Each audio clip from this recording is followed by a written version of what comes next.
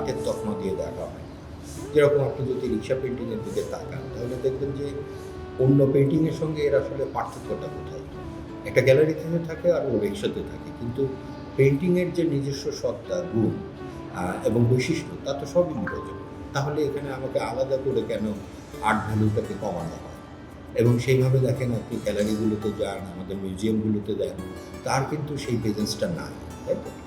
এই যে প্রেজেন্স নাই এবং আমরা বিশেষত আমাদের মাটির পুতুলের কথা বলতে পারি, যেটা আমাদের একটা বড় ট্রেডিশন, হিউজ এখনও এটা চলে। এর যে স্কাল্পচারাল ভ্যালু, এর যে শিল্প, সেটাকে যেন খাটো করে দেখা হয়। তো এইটাই আসলে হতে পারতো আমাদের আর্টের মূল সুর, এবং এই মূল সুর থেকেই আসলে আমরা উত্তরণ করতে পারি, আমরা সংযোজন করতে পারি, আমরা এটাকে বৃদ্ধি করতে পারি।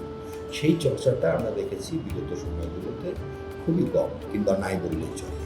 সেটাকে আমরা একটু ফোকাস করতে চেয়েছি। ফলে এটা আমরা একটু ভিন্ন নির্দেশনে গিয়েছি, এবং আমাদের কিউটিএর মোড থেকে শুরু করে আমাদের আয়োজনের মধ্যে সেই জায়গাটাকে আমরা হাজির করতে চাই।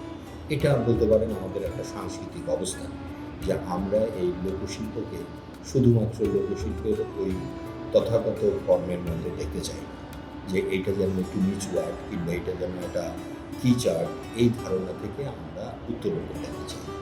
রিক্সা পেন্টিংগুলো যেটা হচ্ছে বিলুপ্ত হয়ে যাচ্ছে প্রায়, এখন তো আর অটো রিক্সার পিছে ওভাবে দেখা যায় না।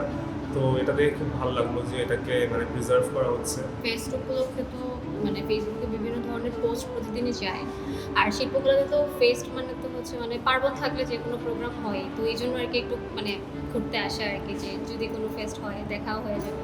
বর্তমান বিশ্বে আসলে হাতে বানানো জিনিসটা খুব কম, এখন খুব রেয়ার কেস।